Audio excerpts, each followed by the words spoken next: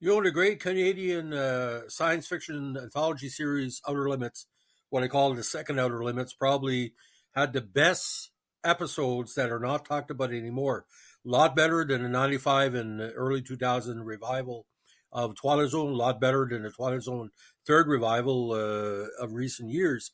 And one episode really stood out for me is something so simple but kind of had like what you call possession elements and all the aspect of who done it.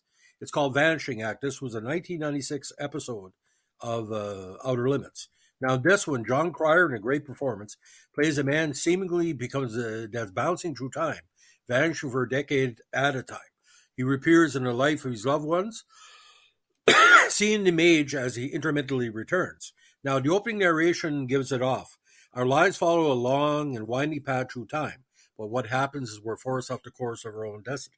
Now, McPhee, the character of the show, has a disagreement with his woman, goes for a drive, and he's driving drunk, goes off the road, and all of a sudden he survives, but he comes out of a rusty vehicle that he was driving and goes all the way home and finds 10 years have elapsed. Now, this is because of an alien race that has no concept of time, uses wormholes to find planets with living creatures and enter them as hosts. When the host is asleep, they use a wormhole to abduct them and transport them to their home world where they can learn everything the host has experienced. However, since the aliens have no concept of the passage of time, they aren't realizing that each time they return their host, in this case Trevor, home, they are returning him 10 years later each time, due to the effects of time dilation, putting him further out of touch with everything he loves. Now, the way Cryer plays it, he's trying to connect, but he's disconnected in 10-year increments. Trevor continues to travel through time as he returns continuously a decade after each of his disappearances. Trevor's state of mind becomes more erratic and hopeless as he's further removed from the time he came from. Though initially skeptical and uncertain, he's eventually aided by his devoted former wife Teresa, her new husband Dean, and his own son Mark. Dean's work helps him figure out what is happening to Trevor before Dean dies of cancer, leaving Teresa and Mark to continue to meet Trevor and assist him. Now, at the end, they remove the connection and send Trevor back to the night he first left. He has his life back, and nobody knows what happened except Trevor, who retains the memory of his experiences. Now, the closing narration is tremendous. Life is at best an uncertain path.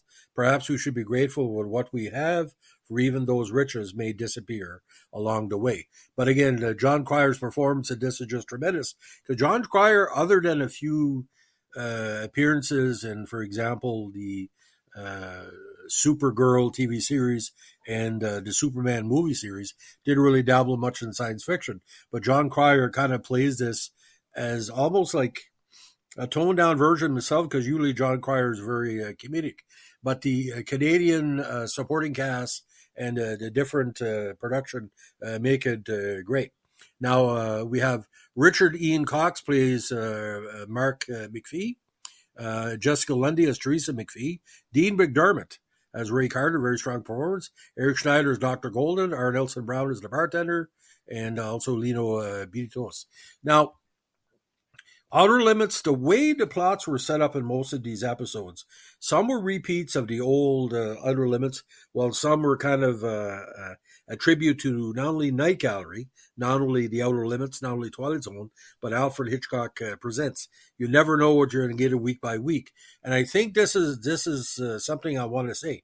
If Twilight Zone had a better version of their hour-long episodes that they didn't have in that season in '63. The Outer Limits here. It's not really the Outer Limits. It's not really Twilight Zone. It's not really Night Gallery. It's almost like a Canadian tribute or a Canadian style of presenting these dramatic anthology series.